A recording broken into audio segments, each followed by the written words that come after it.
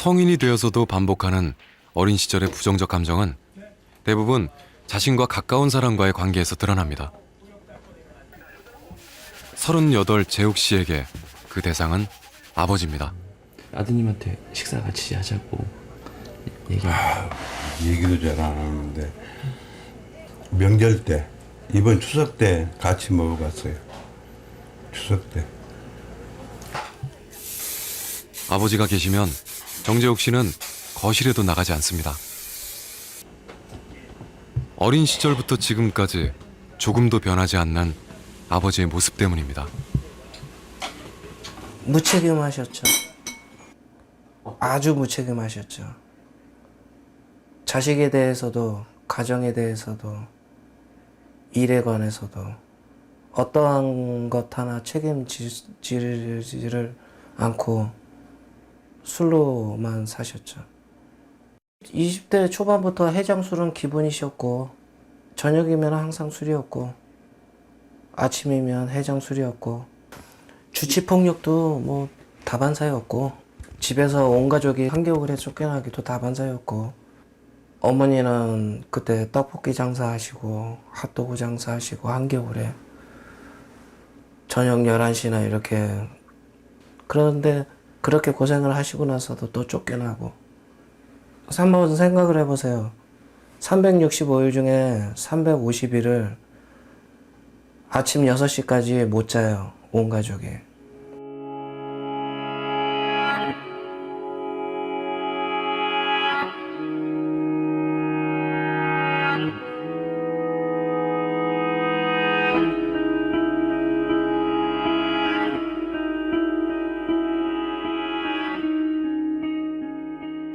증오예요. 어떠한 애정도 없었습니다. 아주 어렸을 때부터. 어느새 40을 앞둔 나이. 아버지를 아직 용서할 수 없습니다. 물이 끓을 짧은 시간조차도 아버지와 함께 보내려 하지 않는 정재욱 씨. 문제는 아버지에 대한 분노가 커질수록 아버지가 했던 것과 똑같은 행동을 하게 된다는 것입니다. 부딪히지 않고 조용히 살고 싶어요. 그냥 그게 거의 습관화가 돼버린 것 같아요. 이것도 지금 테레비도 지금 저처럼 망가졌잖아요. 제가 더 망가뜨린 거예요. 그 이제 화나면 제 마음대로 이제 안 되니까 그 뭐 살림살이도 많이 좋았어요. 엄마를 두드려 패면은 쟤는 막 아주 미치는 거예요. 남편도 술을 그렇게 많이 먹고 자식마저 그러니까 저는 유전자라고 많이 그걸 많이 생각하죠. 이제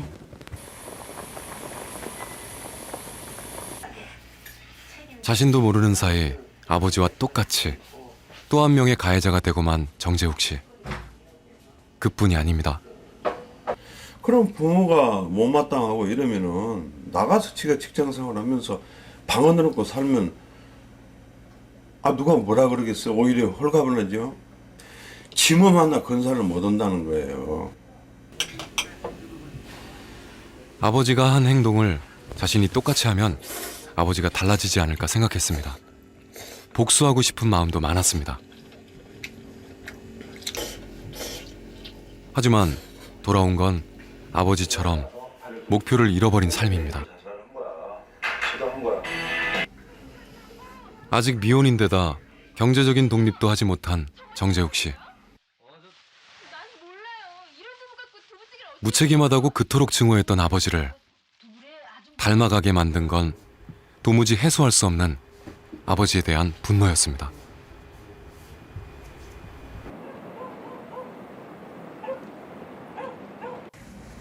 그렇게 살아오시면서 가족들한테 미안하단 말 한 번도 안 하고.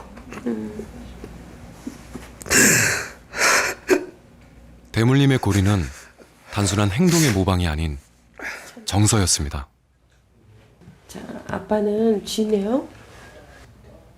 별로 지랄 놈에 도움이 되지 않잖아요.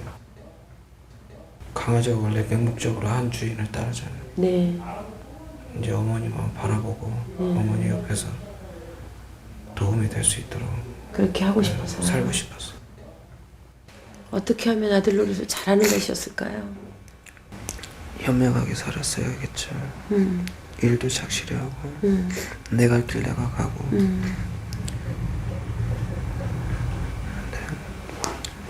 아버지에 대한 분노 때문에 제 자신을 추스릴 수가 없었어요.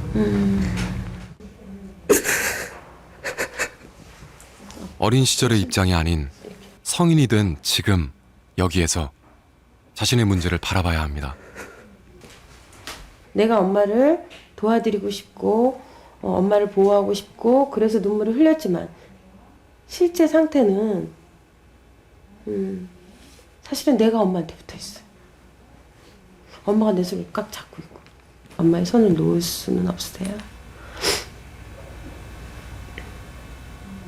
지금 필요한 건 자신에 대한 믿음과 용기입니다.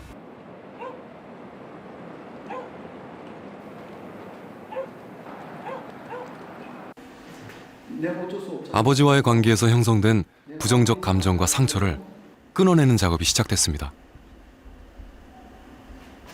상처의 근원엔 부재하는 아버지가 있습니다.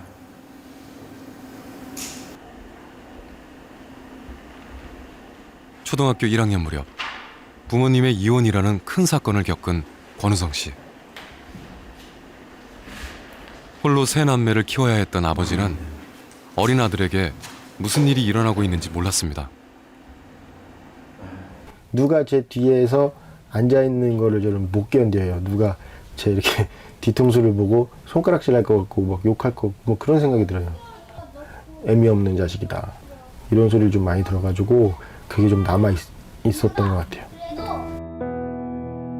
어린 시절 아버지와 함께 있다고 느끼는 경험은 아이가 세상을 안전하게 느끼는 능력을 발달시키는데 결정적인 역할을 합니다. 하지만 그때 어린 권우성 씨는 혼자였습니다. 아버지는 아들의 감정에 귀 기울이지 않았습니다. 아, 왜 친자식인데 나가란 소리를 하지? 왜 그런 집 가서 살란 소리를 하지? 본인이 그렇게 해주면 되는 거를 내가 그렇게 무리한 요구를 하는 것도 아니고 근데 항상 입버릇처럼 그런 말씀들만 하시니까 권우성 씨의 화는 어린 시절에 억눌린 감정이 현재까지 이어진 것입니다. 이제 그 손가락 좀 집어주세요. 제 입으로 할 수 없거든요. 그렇다면 당신들이 도와줄래요? 그러지도 못할 건데 손가락질 하지 마세요.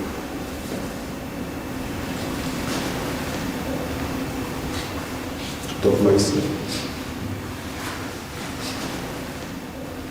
해결되지 않은 상처는 가까운 사람에게 고스란히 전해지고 똑같은 상처를 대물림합니다. 이제 그 악순환을 멈춰야 합니다.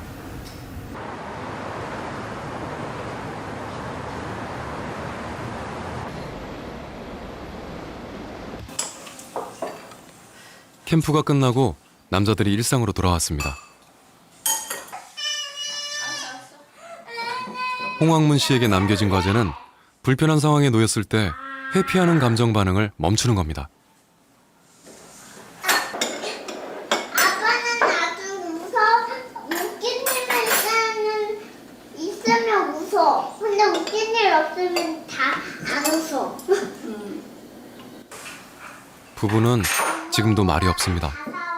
갈등에 대처하는 홍학문 씨의 감정 반응은 여전히 달라지지 않았습니다. 말이 없어요. 정말 침묵인 거죠. 지금도. 꼭 싸울 때만이 아니어도 지금도 뭐 자기가 조금 힘든 일이 있거나 그러면 아무 말 안 해요. 아내의 가장 큰 불만은 아빠로서 보여주는 홍학문 씨의 태도입니다. 아이들 곁에 몸만 있을 뿐 적극적으로 다가가거나 반응하지 않습니다. 다가오지 말라고 온몸으로 말하는 것만 같습니다. 저도 그냥 살았겠어요. 7, 8년은. 그냥 별 진짜 정말 욕도 해보고 뭐 달래도 보고 막 구실라도 보고 막 별의별 다 했죠. 다 했는데 정말 변함없어요. 그래서 제가 붙여줬어요. 정말 굳건하다. 홍학문 정말 굳건하다. 응. 그래도 조금씩 변화는 오고 있습니다. 아내의 요구대로 가사와 양육에 참여하려고 노력합니다. 김성민이라고 적혀있어서. 모두 아이를 위해서입니다. 세리가 지금 해봐. 이거 끌어서 그런다고? 여전히 힘든 건 아내가 뭔가를 해달라고 요구할 때의 반응입니다. 그럼 저거를 이 상황이 못마땅한 홍학문 씨. 아니 종이 테이프를 붙인다. 아니 무슨 하고. 더 이상 말하기 싫다는 반응. 대화는 중단됐습니다. 어쩔 수 없이 하긴 해요. 근데 일단은 그 지쳐서 어쩔 수 없이 해준다는 그걸 온몸으로 다 표현하면서 해주는데 어느 누가 좋겠어요. 예. 그 표정이 제일 싫어요. 이거는 정말 뭐 속상한 걸 떠나서 되게 진짜 사람 왜 이렇게 만들어요. 예. 그럼 뭐 짜증내요. 그럼 뭐하러 하냐고요. 할 얘기 별로 없는 거지. 아버님 영향인 것 같아요. 그래서 싸움을 같이 안 하는 것 같더라고 보니까. 저희 신랑은 피해요 일단. 자수성가를 한 아버지는 아들이 자신의 뜻을 거스르는 걸 용납하지 않았습니다. 아버지의 강력한 요구 앞에서 어린 아들이 느낀 건 불편한 상황을 피하고 싶은 감정뿐이었습니다. 아버님이 신이었죠. 그냥 우리 옛날 그러니까 뭐 어떻게 보면 파쇼죠. 자기가 하고 싶은 대로 하시고. 그러니까 예를 들어 아버지가 원하는 게 A였으면 아버지 난 B로 아니면 B밖에 안 됩니다. 인정을 했어야 했는데 이제 그런 표현을 못했던 거죠. 상황을 더 어렵게 만든 건 아내가 아버지의 성격을 닮았다는 사실입니다. 그러니까 여기 사람들 오기 전에 치우자 이 얘기지. 아니 왜 화를 내? 그냥 매일 뭐 10시 넘어서 지금 아니면 아까 얘기했 아니 이거는 꺼내는 지가 언젠데. 공사하는데 걸리적거릴까 봐 얘기하는 거지 내가 언제 딴 데 얘기했냐?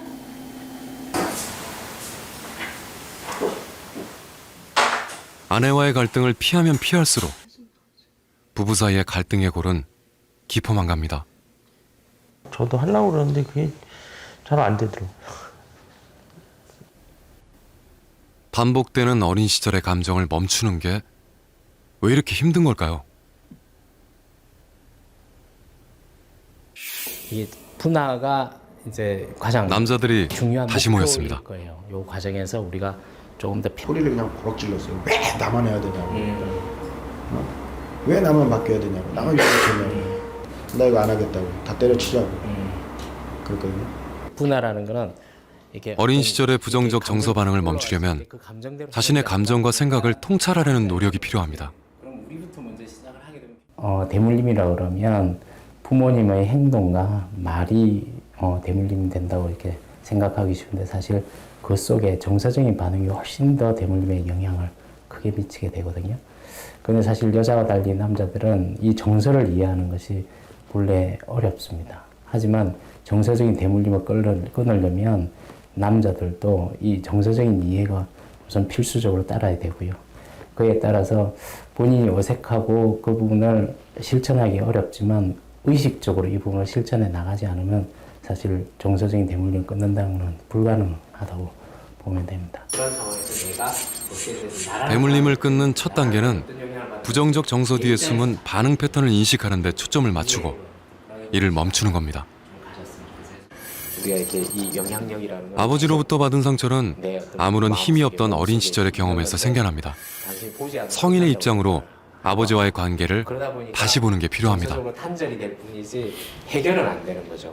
그 경계라는 게 그 사람이 나한테 아버지와 적절한 정서적 거리를 유지해야 합니다. 아버지의 판단과 기준에서 자유로울 때 대물림을 끊을 수 있습니다.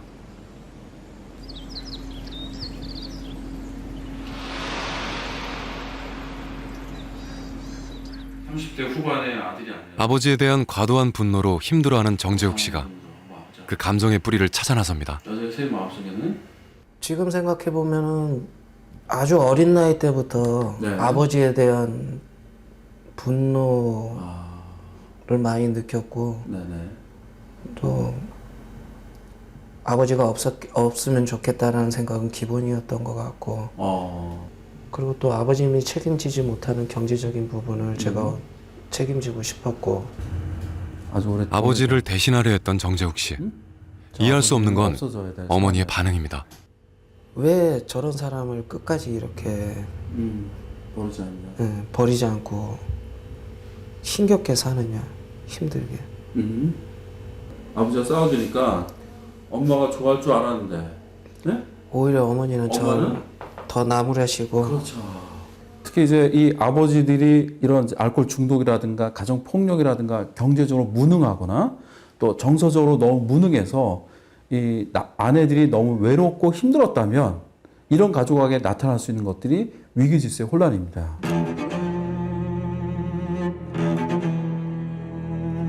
부부 갈등이 오래 지속되면 부부 중 어느 한쪽이 무의식적으로 자녀 중 한 명을 관계 속으로 끌어들입니다.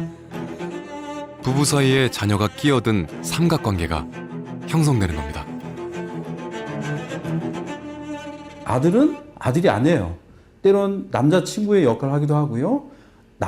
정서적인 남편의 역할을 수행하게 되어지죠.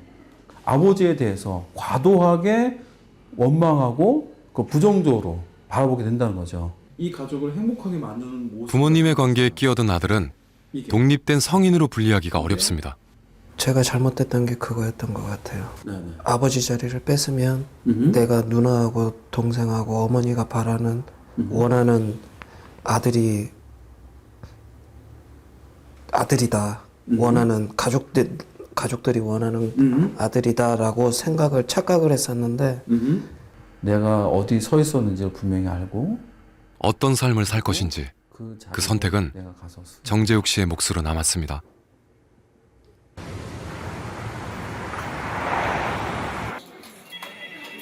권우성 씨가 1년 만에 아버지를 만나러 갑니다. 갑작스런 수술 소식을 듣고 힘든 걸음을 했습니다. 긴 단절 끝에 마주본 아버지와 아들, 그 첫 마디는 나가 빨리. 아직까지 나가. 추워요. 춥다고 안 나가. 책상도 닦고, 참 간지런하게 놓을 거 놓고 낮에 오면 아이고. 그래도 아들 오니까 좋지 않으셔요, 어르신? 좋아도 나는 직장이 먼저 나가는 게 더 좋아. 직장이 먼저 나가. 말씀을 저렇게 하시는데 좋은 거예요. 진짜로 안 좋으시면 저희 아버지는 아예 말씀도 안 하시고 소리 지르세요. 어린 시절 마음을 알아주지 않았던 아버지. 어른이 된 아들이 먼저 아버지를 이해하려 합니다. 나는 사랑할 기회가 없었어. 혼자 벌어먹기 때문에. 경제개발 시대를 온몸으로 살아온 윗세대 아버지들의 삶에는 공통점이 있습니다. 이걸 알아야 돼. 우리 세대는 못 먹고 못 배운 세대고 못 먹고 못 배운 세대라서 그저 자식만 오로지 공부만 잘해라 자식만 그랬는데 자식은 그게 아니지. 우리 세대가 가장 불쌍한 세대야. 이해해요. 진짜 아버지는 일밖에 모르고 사셨던 분이시거든요. 그랬으니까 제가 또 이렇게 그렇게 부족하진 않지만 그래도 부족하지는 않게 자라왔던 것 같은데 그런데 좀 저는 이제 그런 게 아쉽죠. 그래도 아버지의 사랑이 조금만 더 있었더라면 하는 마음이 있긴 있죠. 가만히 계세요. 아버지의 수술 준비가 시작됐습니다. 삼키세요. 끄고. 입으로 천천히 숨 쉬세요. 입으로 천천히. 네, 끝났어요.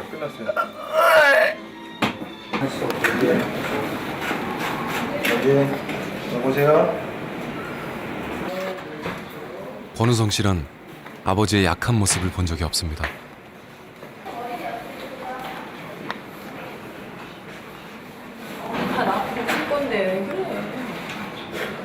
어린 시절의 상처로 얼어붙었던 권우성 씨의 마음에 아버지가 돌아오고 있습니다.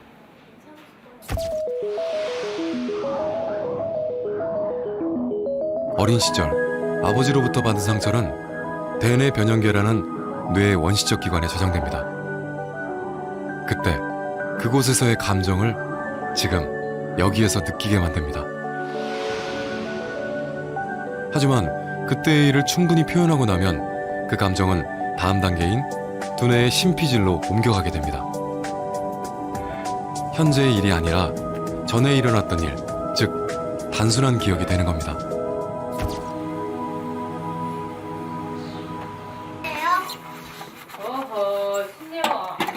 감정을 느끼고 이해하는데 어려움이 있었던 신두만 씨. 좋은 아빠가 되기 위한 첫걸음을 뗐지만 아무리 노력해도 잘 되지 않는 게 있습니다.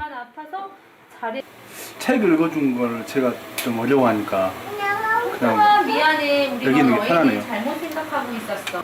목욕을 하면 냄새가 안 난다. 여전히 아이들과 친밀한 관계를 맺기가 어렵습니다. 저도 저렇게 해보고 싶은데 언제 저렇게 할 수 있을까 생각해요. 그가 할 수 있는 건 그저 두 딸을 지켜보는 것뿐입니다. 하지 마라고. 아이들에게 말을 건네는 것도 감정을 나누는 것도 먼 이야기일 뿐입니다.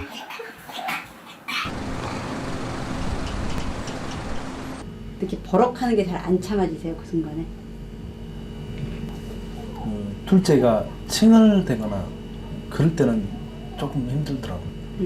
뭐 소통을 잘하려면 이 내용과 이 밑에 있는 마음을 같이. 좋은 아빠가 되고 싶은 신두만 씨에게 어려운 숙제가 주어졌습니다. 6살까지도 칭얼댈 거예요. 지금 이렇게 아이들하고 놀아줄 때, 아이들이 웃을 때, 뭐 아내하고 스킨십을 할 때 좋은 감정을 하나도 못 느끼신다고 하거든요. 그래서 그런 분이 아빠가 돼서 자녀를 양육한다. 굉장히 어려운 일이죠. 그 능력이 개발되지 않으신 채 성인이 되시고 가정을 이루시고 그래서 뭐가 문제인지 모르는 채 이제 이렇게 쭉 가정생활을 해오신 것 같아요.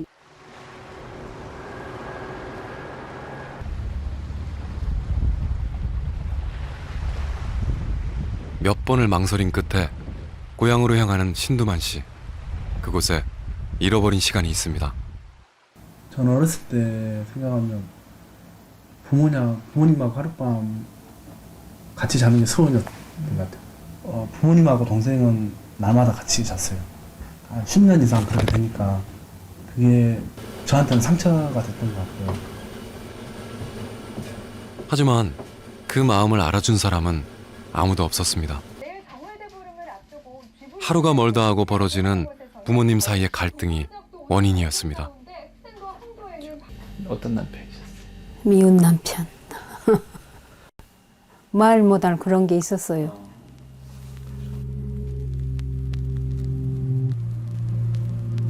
부부 갈등은 아이의 마지막 안전기지인 엄마와의 애착 형성을 뒤흔들었습니다. 극도의 공포를 느낀 아이는 자기 안의 세상으로 숨었습니다. 부모와의 정서교류는 아이의 감정 문화에 결정적인 영향을 미칩니다. 신두만 씨는 그 기회가 적었습니다. 갑작스런 아들의 고백. 최선을 다한다고 믿으며 살아온 세월이 아들에게는 상처였다는 사실을 아버지는 너무 늦게 알았습니다.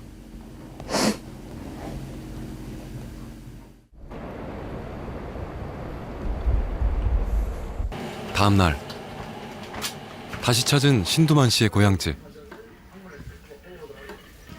어딘지 모르게 활기가 흐릅니다. 지난밤 무슨 일이 있었던 걸까요? 어제 밤에 부모님과 같이 잤는데 이야기 좀 나누고 그랬어요. 어머니가 같이 자자고 하더라고요. 어떠셨어요? 좋았죠. 그때나 지금이나 마음속으로는 진짜 사랑하는 마음은 가득 차고 있는 사람이에요. 표현을 안 했을 뿐이지. 신두만 씨의 마음속에는 두 명의 아버지가 있습니다. 어린 시절의 무서운 아버지, 그리고 가족의 생계를 책임진 아버지입니다. 무엇을 물려받을지는 아들의 몫입니다. 불러오시고 정재욱 씨의 아버지가 먼저 화해의 손길을 내밉니다. 재우가 너희에게 용서해달라고 부탁할 수는 없어. 재우가 정말 미안하다.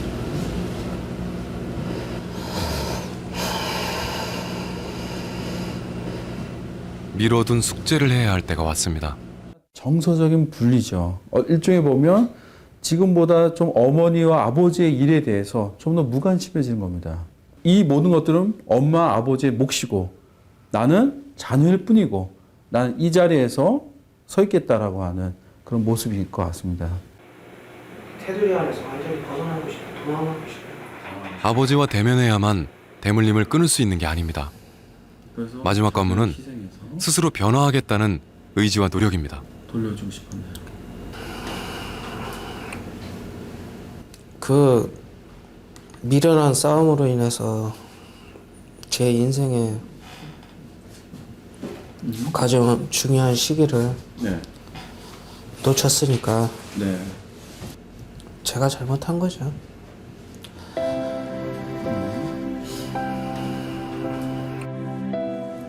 이날 정재욱 씨는 성인으로서 독립적인 삶을 위한 의미 있는 첫걸음을 내딛었습니다. 어머니 문제를 객관화시켜서 된 게 가장 큰 것 같고, 좀 제 자신도 없이 이렇게 살아가는 모습을 모르고 또 지금 살아가고 있었던 거잖아요. 제 안에 있는 화, 분노 내려놓고 싶어요.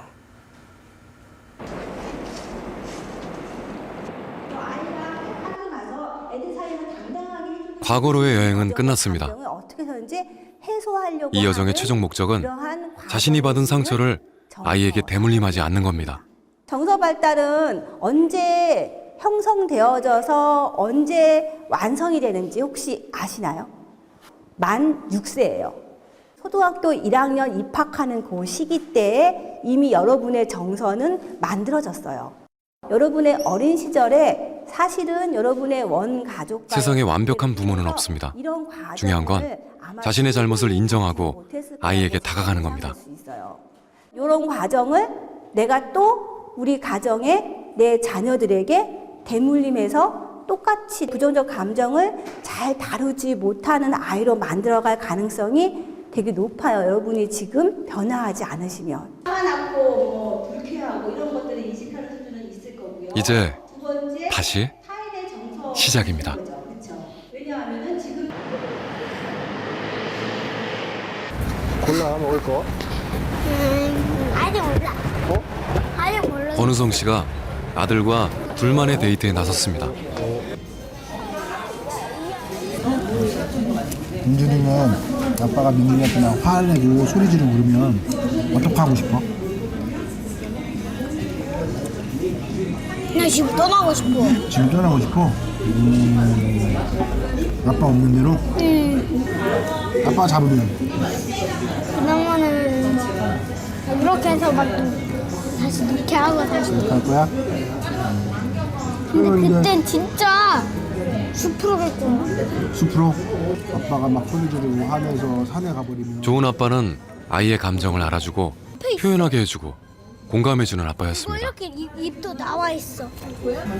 아빠, 아빠가 나한테 화내고 내가 슬프고 떠나려고 그러면 아빠 마음이 어때? 속상하지. 그래서 난 따라갈 것 같아. 그럼 잡으러 가야지 아빠가. 아빠는 민준이 없는 걸 생각해 본 적이 한 번도 없는데. 이날의 경험은 먼 훗날 민준이가 좋은 아빠의 역할 모델을 떠올릴 수 있게 해줄 겁니다.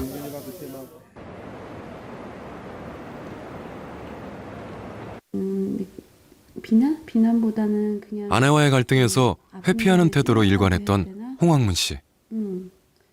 자신의 감정 반응이 삶에서 가장 귀중한 선물을 놓치게 한다는 사실을 깨달았습니다. 의원이 얘기하고 대처할 수 있게 불편한 상황에서 생기는 오래된 부정적 사고를 멈추고 감정을 건강하게 표현하려고 노력하는 중입니다.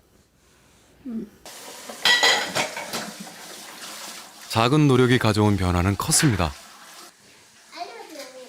가장 신이 난 건 엄마 아빠 사이에서 늘 가슴 졸였던 큰딸 세림입니다. 저희 재워놓고요. 엄마 아빠가 오늘 왜 싸웠냐 얘기를 해요. 그때는요 진짜 웃음이 나는데요. 아빠하고 엄마가 많이 노력을 했구나. 나도 그렇게 노력을 해야지 라는 생각이 들어요. 엄마 아빠 이제 잘할게. 좋은 아빠의 역할에는 좋은 남편도 있습니다. 사랑해. 뽀뽀.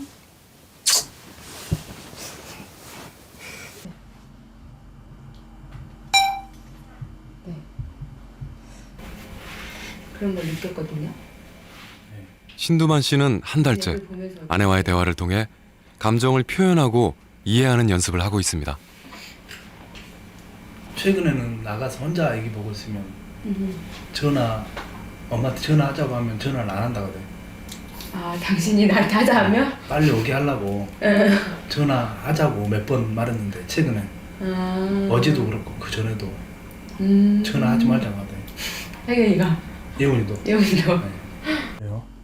되게 좋을 거라는 생각이 드나 봐. 그냥 어린 시절 애착의 손상으로 생긴 상처를 극복하는데 가장 큰 힘을 발휘하는 건 가까운 사람의 이해와 지지 그리고 공감이었습니다.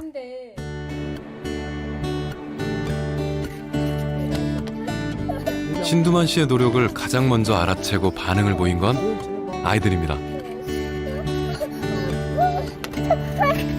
아빠에게서 잠시도 떨어지려고 하지 않는 하경이. 아이는 아빠의 사랑을 바라고 있었습니다. 신두만 씨는 더 이상 화만 내는 미운 아빠가 아닙니다. 하경이 옆에 누구 있어요? 아빠하고 삼촌. 하경아, 엄마 옆에 그려도 되는데 왜 아빠가 뭐 그렸어요? 아빠를 좋아서. 어떨 때 하경이는 아빠가 좋아요? 아이 좋아서. 근데요. 아이고.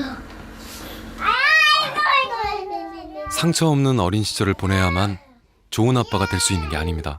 팔 이렇게 하는 거, 팔 이렇게 하는 거. 배우고 노력하면 누구나 그 목표에 다가설 수 있습니다. 좋은 아빠는 저절로 주어지는 게 아니라 노력으로 얻어지는 값진 선물이기 때문입니다.